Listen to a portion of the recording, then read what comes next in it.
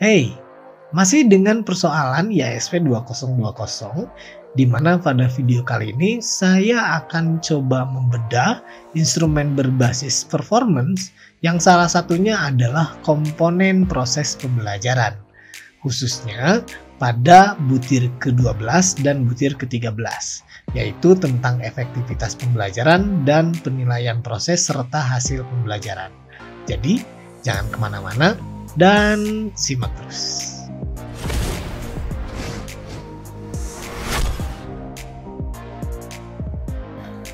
Bismillahirrahmanirrahim. Assalamualaikum warahmatullahi wabarakatuh. Ibu dan Bapak yang saya hormati, seperti yang sudah kita ketahui bersama bahwa instrumen berbasis performance dalam IASP 2020 terdapat 4 komponen mutu, yaitu mutu lulusan, proses pembelajaran, mutu guru, dan manajemen sekolah atau madrasah. Dan kali ini saya akan coba bedah dan sharing mengenai komponen kedua dari IASP 2020, yaitu tentang proses pembelajaran, khususnya pada butir ke-12 dan butir ke-13. Baik, langsung saja kita bahas butir ke-12 ini, yaitu isinya tentang proses pembelajaran berlangsung secara aktif dengan melibatkan seluruh siswa dan mengembangkan keterampilan berpikir tingkat tinggi, sehingga terjadi proses pembelajaran yang efektif sesuai dengan tujuan pembelajaran pada satuan pendidikan. Nah, dalam hal ini bisa Ibu Bapak lihat bahwa terdapat 4 level serta capaian kinerja pada butir ini. Tetapi, ada baiknya sebelum kita menganalisa level dan capaian kinerja ini, kita mesti tahu terlebih dahulu mengenai beberapa istilah yang akan digunakan pada butir ini. Yang pertama yaitu pembelajaran efektif, di mana yang dimaksud dengan pembelajaran efektif adalah pembelajaran yang berhasil mencapai tujuan atau kompetensi yang telah ditetapkan, baik pada aspek sikap, pengetahuan, maupun keterampilan, yang indikator keberhasilannya dapat dilihat dari hasil penilaian. Nah, artinya apabila semua indikator pembelajaran yang disusun dan ditetapkan oleh guru pada tahap perencanaan bisa tercapai secara maksimal, maka itulah yang disebut dengan efektivitas pembelajaran atau pembelajaran yang efektif, kira-kira begitu. Nah, selanjutnya pembelajaran aktif, di mana yang dimaksud dengan pembelajaran aktif adalah pembelajaran yang berpusat pada siswa sebagai subjek yang aktif belajar atau student centered, yang kemudian ditandai dengan adanya partisipasi siswa yang aktif dan konstruktif dalam pembelajaran. Misalnya kegiatan membaca, bertanya, diskusi, praktik, menggunakan media, dan lain-lain. Nah, Ibu Bapak semua, artinya di dalam kelas, guru memberikan kesempatan yang lebih kepada para siswanya untuk melakukan banyak hal di dalam proses pembelajaran, sehingga bisa dikatakan apabila di dalam kelas guru lebih mendominasi dan lebih banyak menjelaskan materi kepada siswanya, serta para siswanya hanya memperhatikan saja, maka itu bukan pembelajaran yang aktif, kira-kira begitu ya. Selanjutnya yaitu kemampuan berpikir tingkat tinggi atau kita sebut dengan high order thinking skill, di mana yang dimaksud dengan kemampuan berpikir tingkat tinggi ini adalah kemampuan untuk menyelesaikan suatu masalah yang melibatkan keterampilan berpikir kritis, kemampuan berpikir kreatif, dan kemampuan berargumen serta kemampuan mengambil keputusan terhadap suatu hal.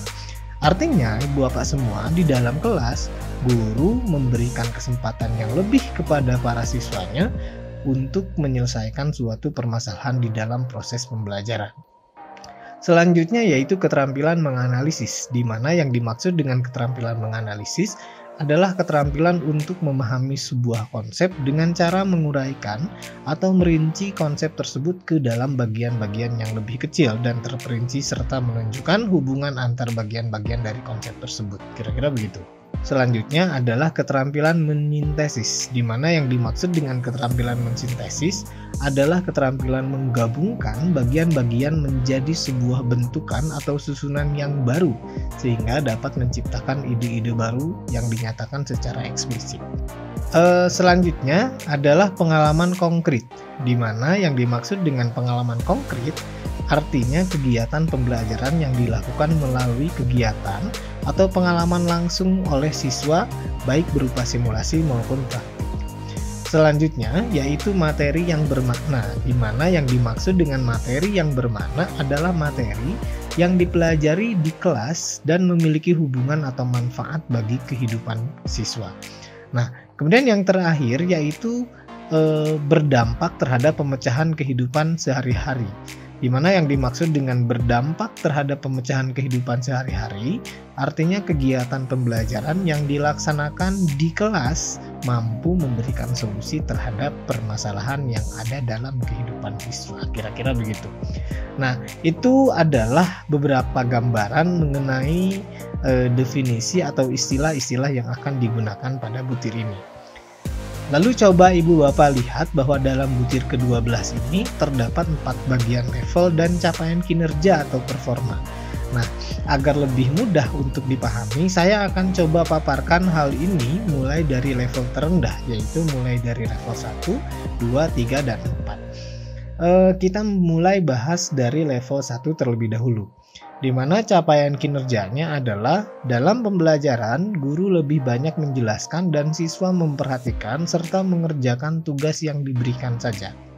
Nah, artinya sekolah Bapak dan Ibu akan dapat nilai 1 apabila dalam proses pembelajaran yang diselenggarakan teramati guru lebih mendominasi dan cenderung lebih banyak menjelaskan materi kepada siswanya, serta para siswanya hanya memperhatikan saja dan para siswanya hanya dilibatkan dalam pengerjaan tugas saja tanpa diberikan kesempatan untuk bisa lebih aktif dalam mengikuti kegiatan pembelajaran tersebut. Kira-kira begitu.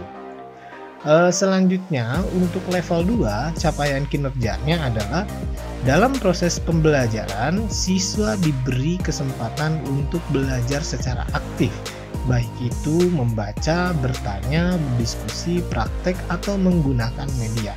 Nah, yang mesti digarisbawahi dalam level ini adalah adanya kalimat belajar secara aktif.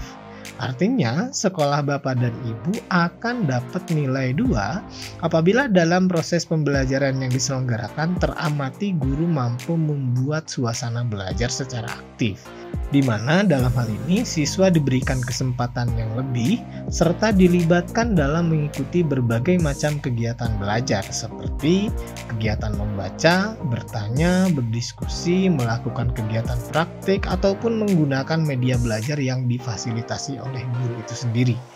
Kira-kira begitu. Nah, selanjutnya untuk level 3, capaian kinerjanya adalah dalam proses pembelajaran, siswa diberi kesempatan untuk belajar secara aktif, baik itu membaca, bertanya, berdiskusi, praktek, atau menggunakan media, yang dilaksanakan melalui pengalaman yang konkret dan menyajikan materi yang lebih bermakna bagi kehidupan siswa. Nah, dalam level ini, Ibu Bapak semua, ada 3 poin besar yang mesti dipahami, yaitu pembelajaran harus diselenggarakan secara aktif. Kemudian pembelajaran harus dilaksanakan melalui pengalaman yang konkret dan materi ajar harus disajikan secara lebih bermakna. Artinya Ibu Bapak semua bahwa sekolah Ibu Bapak akan dapat nilai 3 apabila teramati guru mampu menyelenggarakan pembelajaran dengan memenuhi ketiga poin ini. Sehingga dapat dipahami bahwa selain pembelajaran harus terselenggara secara aktif, kemudian level ini juga mengharuskan pembelajaran dilaksanakan melalui pengalaman yang konkret. Artinya, guru harus mampu menyelenggarakan kegiatan pembelajaran dengan melibatkan siswa untuk mengalami secara langsung pada apa yang sedang dipelajarinya, baik itu berupa kegiatan simulasi ataupun kegiatan praktik. Kira-kira begitu ya. Nah, selain itu, level ini juga mengharuskan guru untuk mampu menyajikan materi ajar secara lebih bermakna. Artinya, materi yang sedang dipelajari sebisa mungkin didesain dan disajikan sampai memiliki hubungan dengan kehidupan para siswanya. Dan materi yang sedang dipelajari juga sebisa mungkin disajikan sampai memiliki sisi kemanfaatan bagi kehidupan para siswanya. Kira-kira begitu ya. Nah, untuk level 4, capaian kinerjanya adalah dalam proses pembelajaran, siswa diberi kesempatan untuk belajar secara aktif, melibatkan keterampilan berpikir tingkat tinggi, dilaksanakan melalui pengalaman yang konkret, dan menyajikan materi yang lebih bermakna bagi kehidupan siswa serta berdampak pada pemecahan masalah kehidupan sehari-hari. Dalam level ini, ada 5 poin besar yang mesti dipahami oleh ibu bapak semua, yaitu pembelajaran harus diselenggarakan secara aktif. Kemudian, pembelajaran harus diselenggarakan agar dapat melibatkan keterampilan berpikir tingkat tinggi dari para siswanya.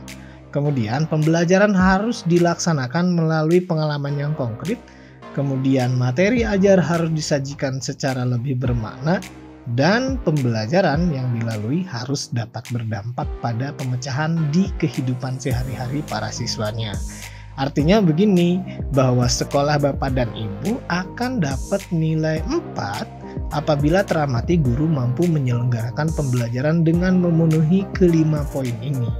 Sehingga dapat dipahami bahwa selain pembelajaran harus terselenggara secara aktif, kemudian selain pembelajaran harus dilaksanakan melalui pengalaman yang konkret, dan selain materi ajar harus disajikan secara lebih bermakna, level ini juga mengharuskan pembelajaran yang diselenggarakan dapat mendorong para siswanya untuk mampu melibatkan keterampilan tingkat tinggi.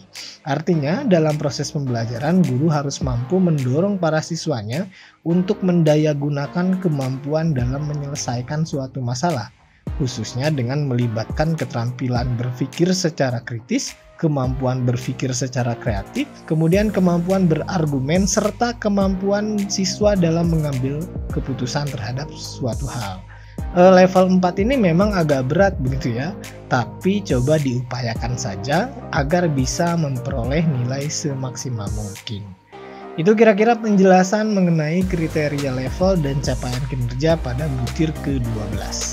Oh iya, perlu saya informasikan bahwa dalam penelusuran butir ini, asesor bisa jadi akan menggunakan 3 teknik dalam proses penggalian datanya, mulai dari observasi, telah dokumen, dan wawancara. Kita mulai bedah dari pembuktian kinerja melalui teknik observasi terlebih dahulu. Silakan Bapak Ibu lihat bahwa terdapat 3 aspek yang akan diobservasi oleh asesor, yaitu pelibatan siswa secara aktif dalam pembelajaran, kemudian pelaksanaan pembelajaran melalui pengalaman yang konkret, dan penyajian materi yang bermakna. Kemudian dalam proses observasi ini bisa jadi secara teknis nih, asesor akan masuk ke dalam kelas dan mengamati secara langsung proses pembelajaran yang sedang diselenggarakan. Kira-kira begitu. Jadi kepada ibu bapak semua jangan grogi gitu ya. Biasa saja, mengajar saja seperti biasa. Nah, selanjutnya untuk aspek pertama yaitu mengenai pelibatan siswa secara aktif dalam pembelajaran. Nah, dalam aspek ini terdapat 4 indikator, di mana indikator yang pertama dan kedua adalah pemberian kesempatan kepada siswa untuk bertanya dan pemberian kesempatan kepada siswa untuk menjawab. Nah, dalam hal ini yang menjadi titik tekan adalah apakah dalam proses pembelajaran yang sedang diselenggarakan, guru memberikan kesempatan kepada para siswanya untuk bertanya jawab atau tidak. Begitu, sehingga dapat dipahami bahwa guru harus mengupayakan diri untuk mendorong dan memberikan kesempatan bagi para siswanya untuk bertanya jawab.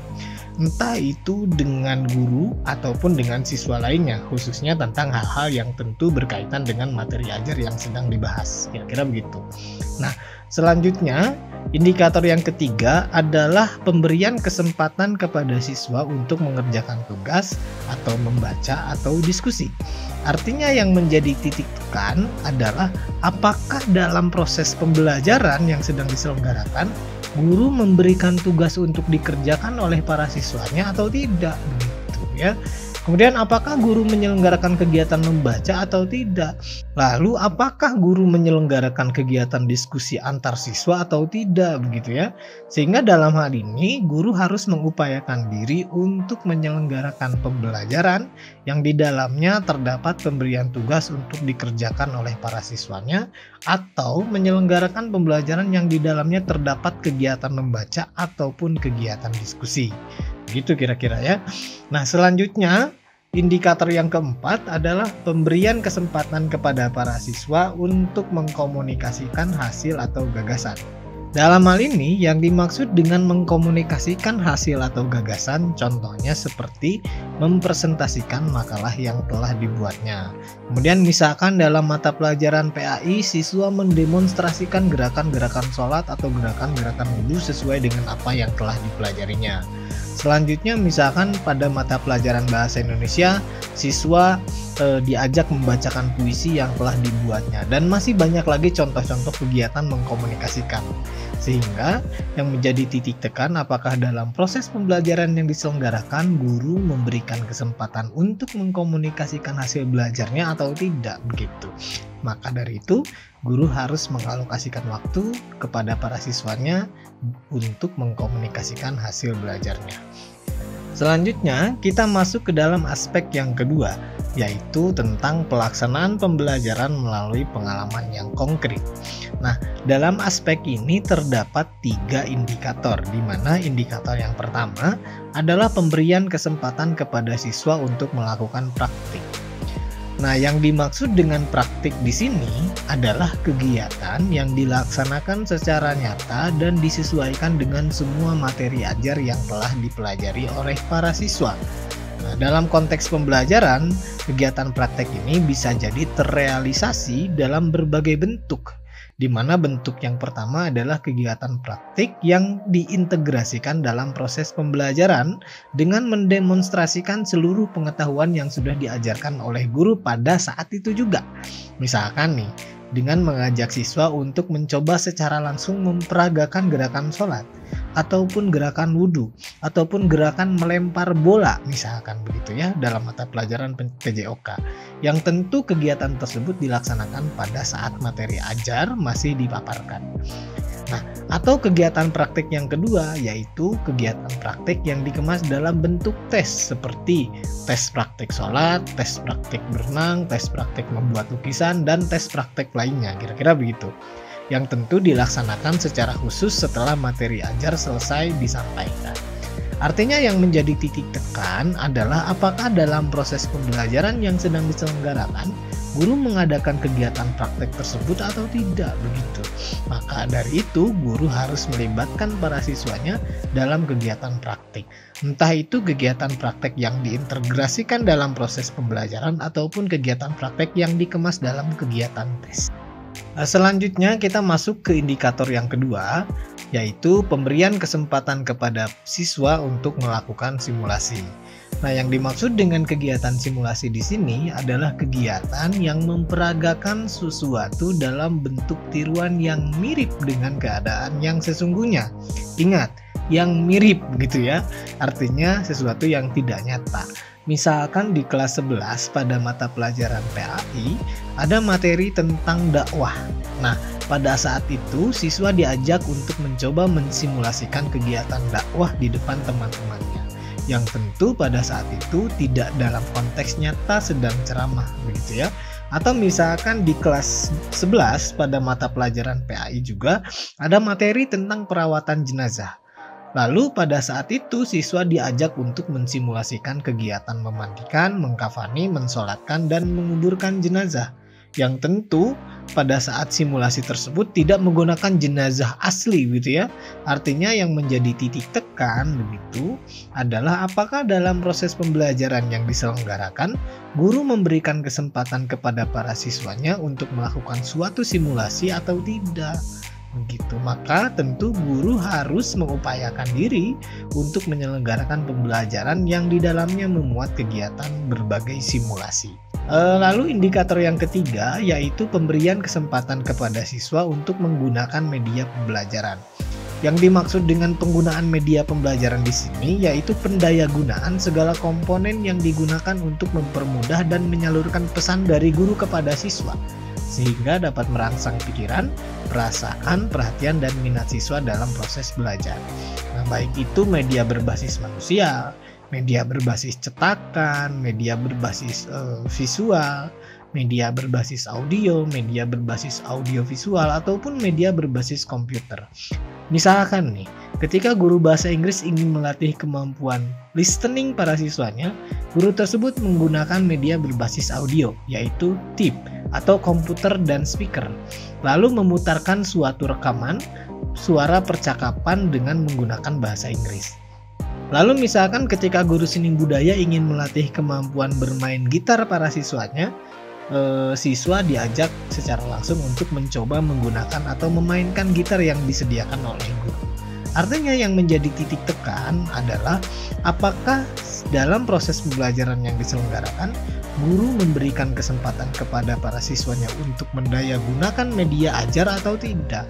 Sehingga dalam proses pembelajaran mohon diupayakan ada kegiatan pendayagunaan berbagai media belajar secara langsung oleh para siswanya. Selanjutnya kita masuk ke dalam aspek yang ketiga, yaitu penyajian materi yang bermakna. Dalam aspek ini terdapat 3 indikator. Nah, begini, karena dirasa berkaitan, di sini saya akan bahas 2 indikator sekaligus, yaitu indikator pertama dan indikator ketiga. Di mana indikator yang pertama ini adalah keterkaitan materi yang sedang dipelajari dengan kehidupan siswa. Artinya dalam hal ini, guru mesti mampu mengaitkan materi ajar dengan kehidupan para siswanya. Kemudian indikator yang ketiga adalah penjelasan manfaat dari materi yang dipelajari untuk kehidupan. Artinya dalam hal ini, guru harus mampu menjelaskan tentang manfaat apa saja yang bisa diambil dari materi yang sedang dipelajari untuk kehidupan para siswanya. Misalkan nih, ketika guru sedang mengajarkan materi tentang perawatan jenazah di kelas 11, maka guru tersebut mesti mengaitkan materi ajar dengan sesuatu yang pernah siswa alami atau pernah dilihat oleh para siswanya. Contohnya misalkan begini, si guru bertanya kepada siswa, anak-anak, pernah nggak kalian melihat orang yang meninggal? Apa yang dilakukan oleh para tetangganya ketika ada orang yang meninggal? Ya tentu biasanya jawaban dari siswa adalah ya dirawat pak jenazahnya, begitu kan. Nah berarti kita sebagai umat Islam harus sama-sama belajar tentang tata cara merawat jenazah, karena keterampilan ini sudah jarang dimiliki orang. Lalu agar kita juga bisa membantu orang-orang dalam melakukan perawatan jenazah apabila ada orang yang meninggal gitu. Itu kira-kira contohnya ya. Jadi dihubung-hubungkan dan diberikan paparan tentang kemanfaatan materi yang sedang diajarkan. Sehingga pada akhirnya ketika Bapak atau Ibu sedang menyampaikan materi ajar, upayakan untuk bisa menghubung-hubungkan materi ajar dan menjelaskan unsur kemanfaatan dari materi ajar bagi kehidupan para siswanya. Kira-kira begitu. Selanjutnya indikator yang kedua adalah pemberian contoh-contoh yang membuat siswa lebih paham terhadap materi yang sedang dipelajari. Artinya dalam hal ini, guru harus mampu memberikan berbagai contoh dan analogi atau perumpamaan agar siswa bisa lebih mudah untuk memahami materi yang sedang disampaikan. Misalkan nih guru PAI sedang menjelaskan materi tentang adab berpakaian bagi perempuan secara Islami, di mana salah satu ketentuannya adalah menutupi seluruh tubuh selain yang dikecualikan syarat, kemudian tidak tembus pandang, kemudian tidak ketat hingga memperlihatkan lekuk tubuh dan lain-lain. Banyak ya ketentuannya. Nah dalam hal ini guru memperlihatkan contoh-contoh berpakaian yang sesuai dengan ketentuan tersebut. Misalkan dengan memperlihatkan gambar orang yang berpakaian secara Islami, bahwa ini loh contoh orang berpakaian yang tidak ketat, ini loh contoh pakaian yang tidak tembus pandang, ini loh contoh pakaian yang benar dan lain-lain gitu ya. Maka dari itu dalam proses pembelajaran mohon upayakan untuk menyajikan materi dengan menggunakan contoh-contoh atau perumpamaan-perumpamaan yang relevan dan sesuai dengan materi ajar, kira-kira begitu. Sehingga pada akhirnya dengan adanya contoh nyata yang digambarkan oleh guru tentu akan mempermudah pemahaman para siswanya terhadap materi yang sedang diajarkan. Itu kira-kira penjelasan mengenai aspek dan indikator yang akan diobservasi oleh asesor.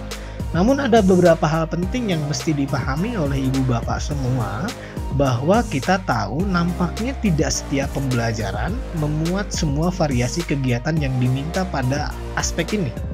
Dan tidak mungkin juga rasanya guru menyelenggarakan pembelajaran yang di dalamnya memuat kegiatan bertanya, berdiskusi, melakukan simulasi, praktek, kegiatan mengkomunikasikan hasil belajar, memaparkan materi yang bermakna, dan semua kegiatan yang diminta pada ketiga aspek ini dalam satu kali pertemuan. Nah lalu gimana dong kan semua indikator ini harus teramati pada saat visitasi. Nah, Bapak dan Ibu jangan khawatir, karena asesor tidak hanya akan menggali aspek ini dengan teknik observasi saja, tetapi juga dengan telaah dokumen. Dan dalam butir ini, kita kan diharuskan untuk menyiapkan dokumen RPP. Nah, yang mesti dipahami itu begini, bahwa dalam satu dokumen RPP itu memuat satu tema atau satu bab. Oke, kemudian satu tema atau satu bab tersebut biasanya dilaksanakan dengan 1 sampai 4 kali pertemuan dan tentu dengan variasi kegiatan pembelajaran yang berbeda-beda. Jadi maksud saya, kalau misalkan pada saat visitasi kebetulan pembelajaran yang diselenggarakan adalah pertemuan pertama yang hanya memuat kegiatan bertanya jawab saja, serta tidak ada kegiatan praktek, tidak ada kegiatan diskusi, kegiatan simulasi, dan kegiatan lainnya, maka sekali lagi jangan khawatir, karena bisa jadi asesor tidak akan melihat semua aspek pada butir ini hanya dengan observasi di dalam kelas saja. Tetapi bisa jadi asesor akan mengamati dan menelaah dokumen RPP yang sudah dibuat oleh guru secara keseluruhan. Sehingga mohon dipastikan saja bahwa RPP yang dibuat betul-betul memuat variasi kegiatan sesuai dengan semua indikator yang diminta pada butir ini. Kira-kira begitu. Selanjutnya, selain menggunakan teknik observasi, asesor juga akan menggunakan teknik telaah dokumen dalam proses penggalian datanya. Artinya di sini mesti ada beberapa dokumen yang harus disiapkan oleh Bapak dan Ibu untuk ditelaah oleh asesor. Dan pada butir ini bisa Ibu Bapak lihat bahwa terdapat 2 aspek dan beberapa indikator yang akan ditelaah oleh asesor. Dalam aspek pertama, yaitu tentang melibatkan siswa secara aktif dalam pembelajaran. Aspek ini terdiri dari 3 indikator, yaitu metode pembelajaran yang mendorong siswa untuk aktif, kemudian tugas-tugas yang bervariasi dan menantang, serta media pembelajaran yang bervariasi. Nah, adapun dokumen yang mesti disiapkan dalam hal ini adalah dokumen rencana pelaksanaan pembelajaran atau RPP, yang tentu di dalamnya harus memuat ketiga hal ini. Artinya dalam dokumen RPP itu harus memuat tentang metode pembelajaran apa saja yang akan digunakan dan dirasa dapat mendorong para siswanya untuk bisa lebih aktif. Misalkan metode tanya jawab, diskusi, demonstrasi, dan lain-lain begitu ya. Kemudian dokumen RPP ini juga harus memuat tentang berbagai tugas yang bervariasi dan menantang. Artinya dalam hal ini, Ibu Bapak semua mesti menuangkan keterangan tentang kegiatan apa saja yang akan dilakukan oleh siswa selama proses pembelajaran berlangsung. Misalkan, siswa diajak dalam berbagai kegiatan yang menarik dan variatif seperti kegiatan bertanya jawab, menonton suatu video, mencoba mensimulasikan suatu gerakan, dan lain-lain gitu ya. Nah, selain itu, dokumen RPP ini juga mesti memuat tentang media pembelajaran yang bervariasi. Artinya, guru mesti menuangkan kejelasan tentang media apa saja yang akan digunakan dalam proses pembelajaran. Baik itu media berbasis cetakan, media berbasis visual, audio, dan lain-lain. Itu kira-kira ya. Nah, selanjutnya untuk aspek yang kedua, yaitu tentang melaksanakan pembelajaran melalui pengalaman konkret. Aspek ini terdiri dari 3 indikator, yaitu instruksi siswa untuk aktif mengerjakan tugas, instruksi siswa untuk aktif melakukan praktek atau simulasi, dan catatan hasil penilaian kinerja siswa. Adapun dokumen yang mesti disiapkan adalah dokumen lembar praktek atau lembar kerja siswa, yang tentu di dalamnya harus memuat ketiga hal ini. Kemudian dokumen lembar praktek atau lembar kerja siswa yang dimaksud bisa jadi adalah dokumen lampiran dari RPP yang sebelumnya telah kita buat, seperti layaknya lampiran ringkasan materi ajar ataupun lampiran teknis dan rubrik penilaian. Namun yang dititik beratkan dalam hal ini adalah dokumen lembar praktek atau lembar kerja siswa yang berisi tentang instruksi atau rincian perintah atau petunjuk teknis mengenai tugas-tugas serta kegiatan-kegiatan yang diberikan atau ditugaskan kepada para siswanya. Misalkan dalam mata pelajaran Bahasa Indonesia atau mata pelajaran PAI, Ibu Bapak akan menyelenggarakan kegiatan praktek dakwah atau pidato. Nah, instruksi yang dituangkan dalam lembar kerja adalah silakan buat teks pidato dengan kira-kira durasi waktunya adalah 10 menit. Setelah itu nanti akan dilangsungkan kegiatan praktik dakwah atau pidato secara bergiliran. Lalu dalam praktek tersebut, hal-hal yang akan dinilai adalah sikap percaya diri, penguasaan materi, kelancaran berbicara, dan lain-lain. Itu semua adalah hal-hal yang harus Bapak Ibu muat di dalam lembar kerja siswa. Lalu juga jangan lupa setelah tugas-tugas ini diberikan dan diselesaikan oleh siswa, silahkan dinilai dan direkap. Dan catatan nilainya disimpan serta dilampirkan untuk memenuhi aspek ini. Kira-kira begitu. Selanjutnya kita masuk ke teknik penggalian data melalui wawancara. Nah, dalam hal wawancara ini, asesor akan mewawancarai kepada beberapa orang yang ada di lingkungan sekolah ibu bapak. Di antaranya adalah kepala sekolah, guru, dan siswa. Kemudian dalam hal proses wawancara, seperti biasa saya sampaikan bahwa ada beberapa kemungkinan yang bisa jadi dilakukan oleh para asesor. Di mana yang pertama bisa jadi proses wawancara diselenggarakan secara langsung dan terarah melalui sesi wawancara khusus, di mana asesor akan membuka sesi khusus wawancara dengan menghadirkan beberapa asesi, baik itu kepala sekolah, siswa, dan guru. Kemudian yang kedua, bisa jadi asesor akan melakukan wawancara secara langsung pada saat melakukan penggalian data melalui telah dokumen dan observasi. Jadi sambil memeriksa dokumen, asesor sambil nanya-nanya sesuatu kepada ibu bapak. Atau sambil observasi, asesor juga sambil nanya-nanya. Begitu kira-kira. Dan yang ketiga, bisa jadi asesor akan melakukan wawancara secara insidental, di mana asesor akan bertanya seolah-olah seperti tidak sedang melakukan penggalian data dan terkesan seperti tidak direncanakan. Padahal sebetulnya asesor sedang bertanya sesuatu yang penting. Hal ini dilakukan tentu agar jawaban yang muncul dari ibu bapak lebih natural dan lebih jujur. Begitu kira-kira ya.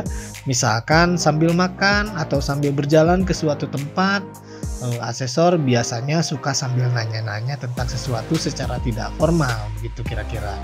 Sehingga tidak terkesan sedang melakukan penggalian data. Nah, ibu bapak semua, hal-hal seperti ini mohon diperhatikan. Karena bisa jadi wawancara secara insidental ini akan dilakukan di berbagai waktu saat visitasi dilakukan. Kira-kira begitu. Lalu apa saja kemungkinan pertanyaan yang akan muncul saat wawancara dilakukan? Tentu akan disesuaikan dengan indikator dari setiap aspek ini. Kira-kira begitu ya. Misalkan pertanyaannya begini.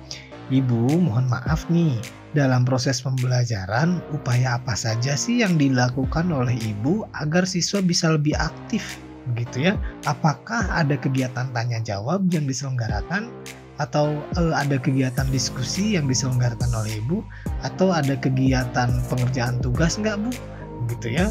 Kemudian asesor juga nanya ke guru, Ibu mohon maaf dalam proses pembelajaran nih, upaya apa saja sih yang Ibu lakukan agar siswa mampu mengembangkan keterampilan berpikir tingkat tinggi? Kemudian dalam proses pembelajaran misalkan, Bu, ketika belajar nih, upaya apa saja sih yang Ibu lakukan agar siswa mengalami atau memiliki pengalaman yang konkret? Apakah diselenggarakan kegiatan simulasi nggak, Bu? Ibu pernah nggak melakukan tes praktek? Ibu pernah nggak mengajak siswa untuk mendayagunakan media ajar? Nah, gitu ya. Kemudian misalkan asesor masih nanya ke guru, dalam proses pembelajaran, Bu, strategi seperti apa sih yang digunakan oleh Ibu pada saat menyampaikan materi ajar? Apakah materinya dihubung-hubungkan dengan kehidupan siswa nggak? Atau misalkan apakah pada saat menyampaikan materi Ibu memberikan contoh-contoh nggak? Gitu ya. Atau misalkan apakah ibu bapak menjelaskan betapa pentingnya materi yang sedang diajarkan bagi kehidupan para siswanya? Gitu ya. Nah, kemudian misalkan satu lagi, asesor nanya ke guru, Ibu mohon maaf, kalau misalkan pembelajaran sudah selesai, apakah ada dampak positif yang dihasilkan dari penerapan strategi pembelajaran terhadap kemampuan siswa? Apakah ada kemajuan positif dari pengetahuannya? Apakah ada kemajuan positif dari sikapnya? Apakah ada keterampilan siswa yang meningkat? Apakah siswa juga menjadi terbiasa untuk bertanya dan berdiskusi? Apakah siswa mampu memecahkan masalah dalam kehidupannya sehari-hari atau tidak? Gitu ya. Nah, itu mohon diperhatikan Ibu Bapak semua. Baik, itu kira-kira gambaran mengenai kegiatan wawancara yang akan dilakukan antara asesor dengan guru. Lalu pertanyaan-pertanyaan seperti apa yang akan dimunculkan kepada siswa? Tentu tidak akan jauh dari indikator-indikator ini gitu ya. Misalkan, kalau guru ketika mengajar suka ngajak diskusi nggak? Suka bertanya jawab nggak? Suka ini nggak? Suka itu nggak? Begitu kira-kira ya. Pasti disesuaikan dengan indikator-indikator. Baik, dan yang mesti dipahami oleh Ibu Bapak semua, jawaban dari Ibu Bapak sebagai guru, kepala sekolah, dan jawaban dari siswa itu harus sejalan ya.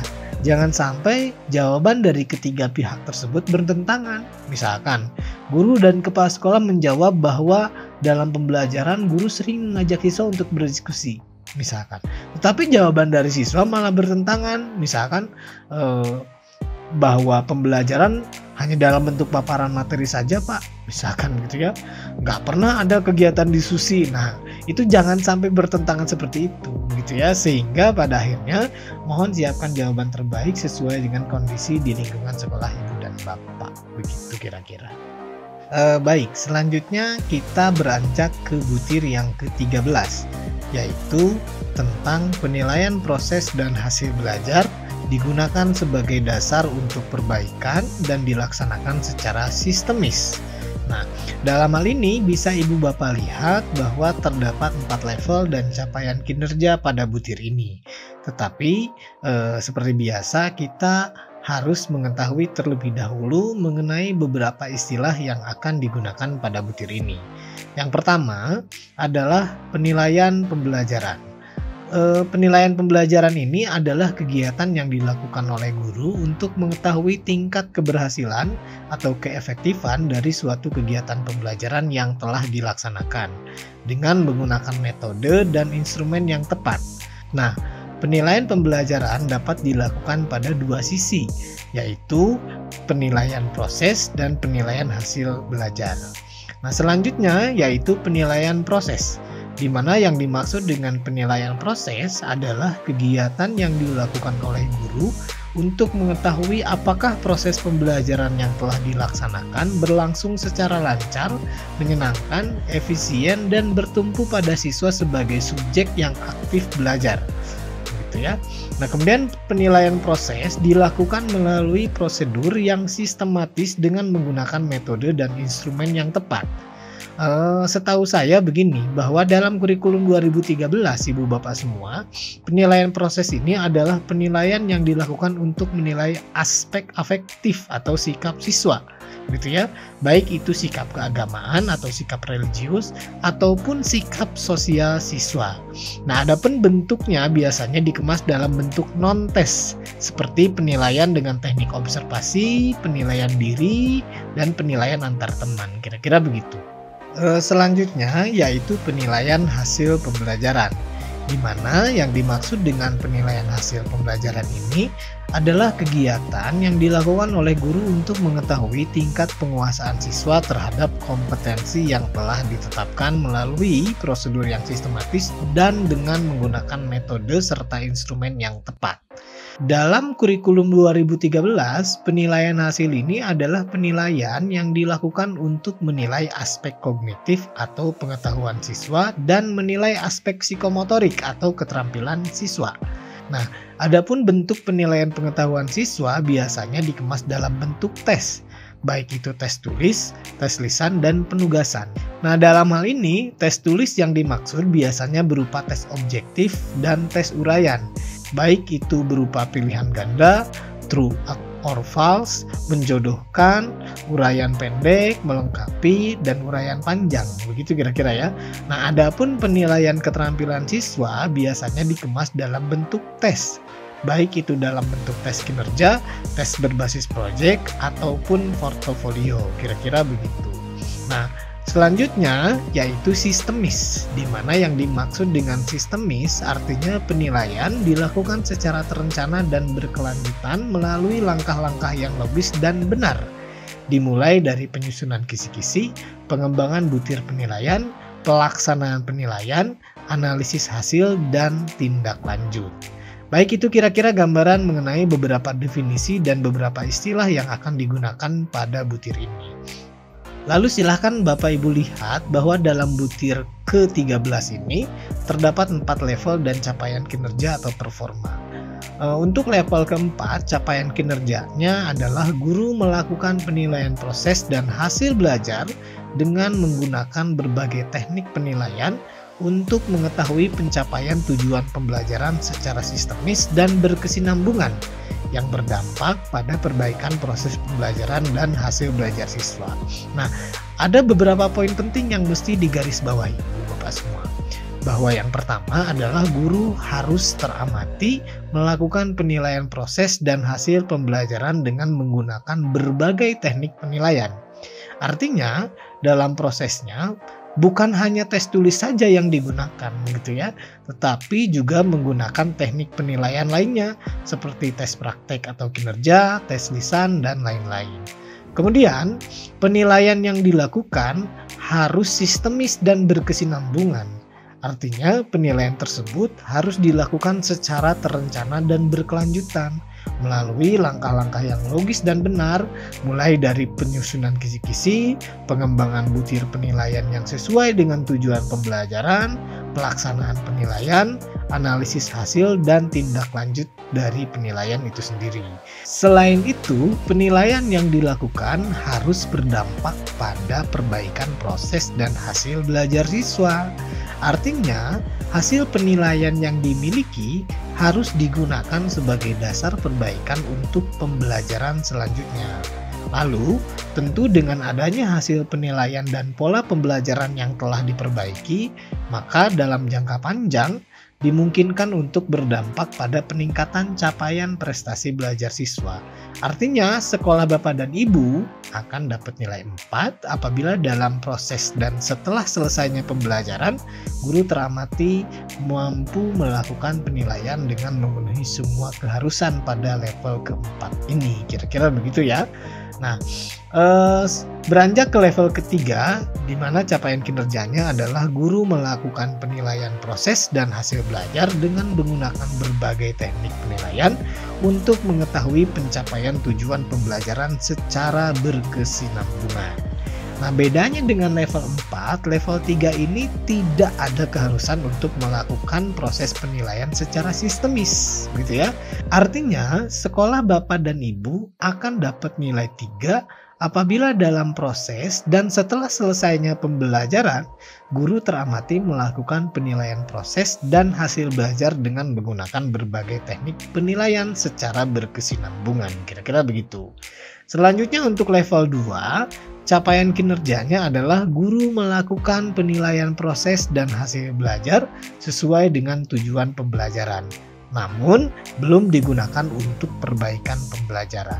Artinya, sekolah Bapak dan Ibu akan dapat nilai 2 apabila dalam proses dan setelah selesainya pembelajaran, guru teramati melakukan penilaian terhadap proses dan hasil pembelajaran yang dilakukan, meskipun dengan teknik penilaian yang kurang variatif.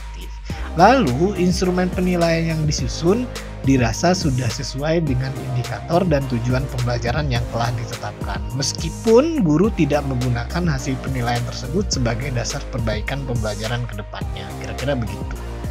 Lalu, untuk level 1, capaian kinerjanya adalah guru melakukan penilaian proses dan hasil belajar tanpa memperhatikan tujuan pembelajaran.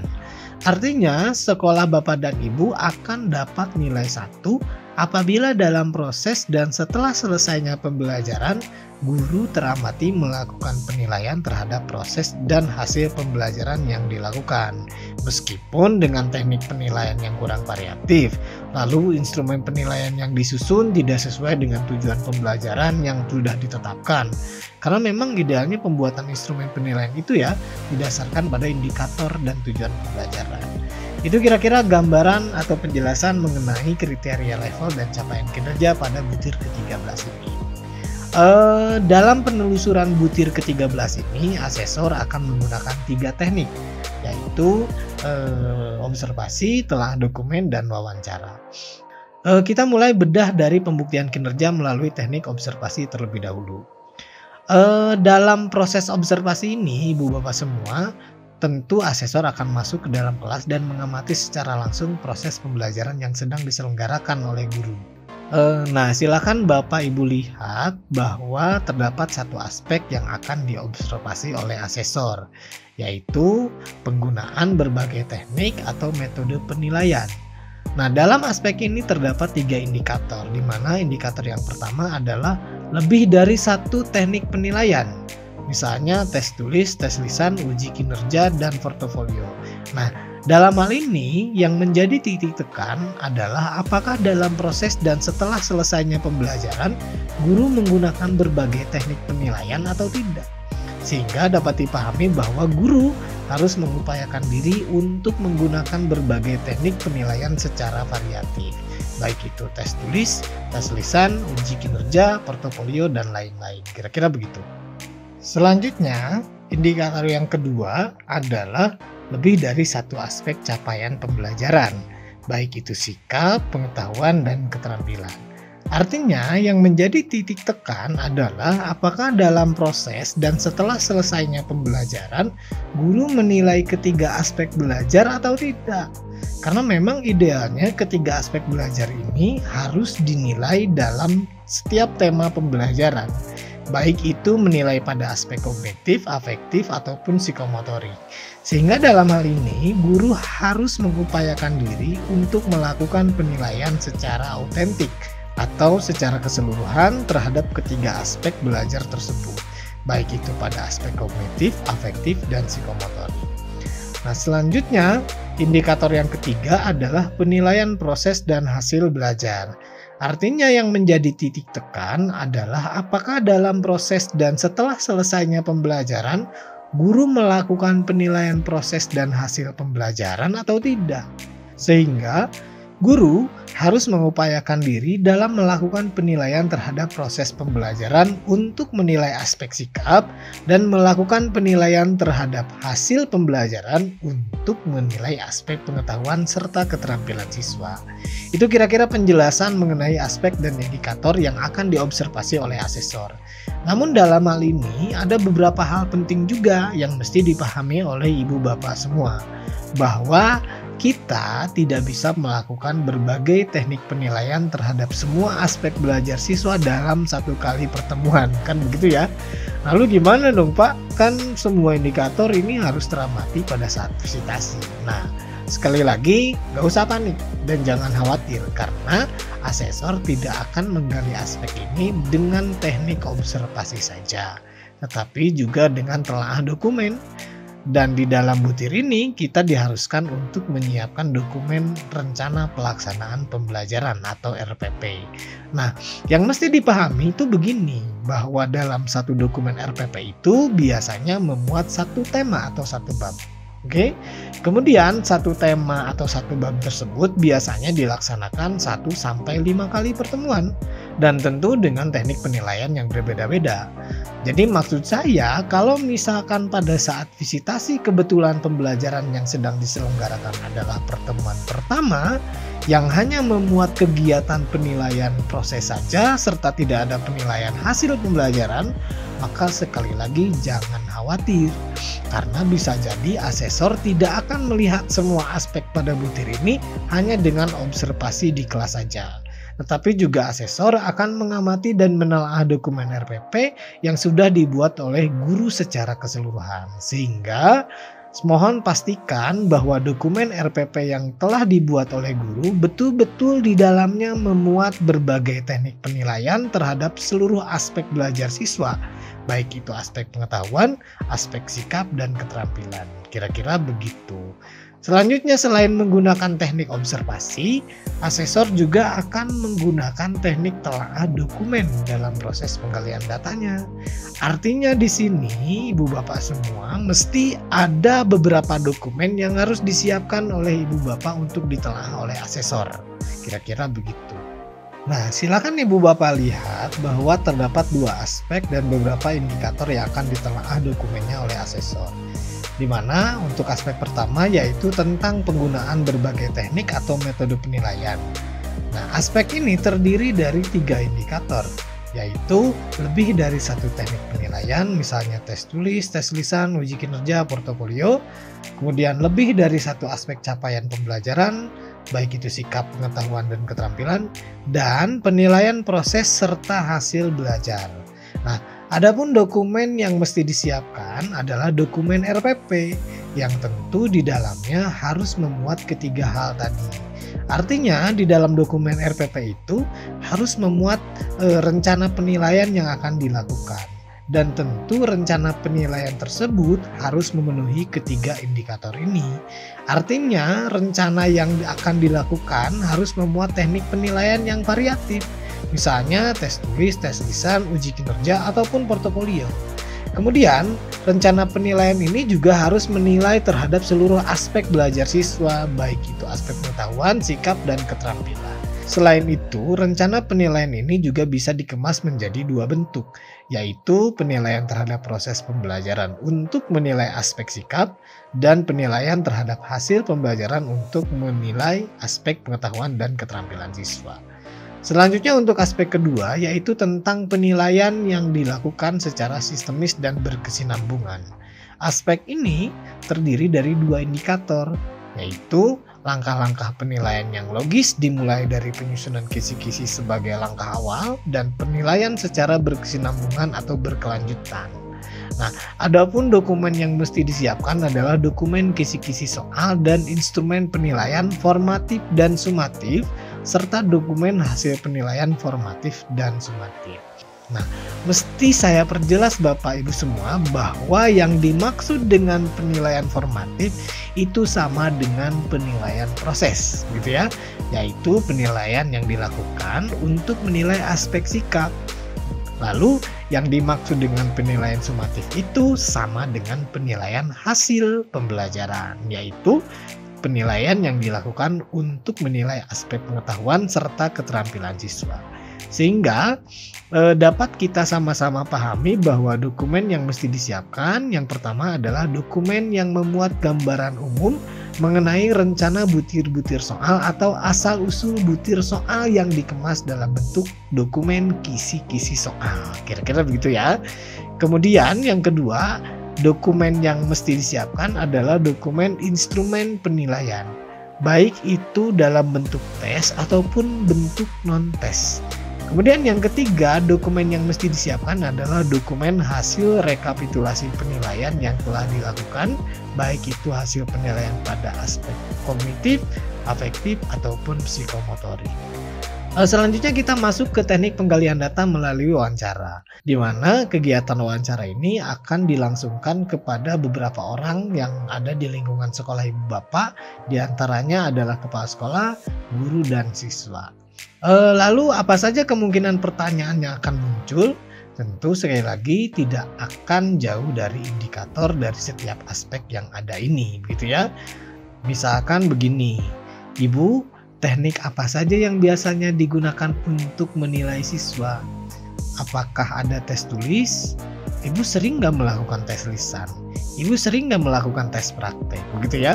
Jadi wawancara ini sebetulnya adalah kegiatan untuk memastikan hasil temuan dari dokumen dan observasi. Baik, itu kira-kira yang dapat saya sampaikan mengenai dua butir inti pada komponen proses pembelajaran. Adapun butir-butir lainnya ditunggu saja video saya selanjutnya. Kemudian agar pemahaman Ibu Bapak bisa lebih utuh, silahkan tonton juga paparan saya mengenai komponen mutu lulusan pada video-video saya yang sebelumnya. Kemudian terakhir, apabila ada hal-hal penting yang ingin ditambahkan dan ingin ditanyakan, silahkan tulis saja di kolom komentar. Mudah-mudahan bisa saya jawab. Itu saja, saya ucapkan terima kasih atas perhatiannya. Akhir kata, wassalamualaikum warahmatullahi wabarakatuh.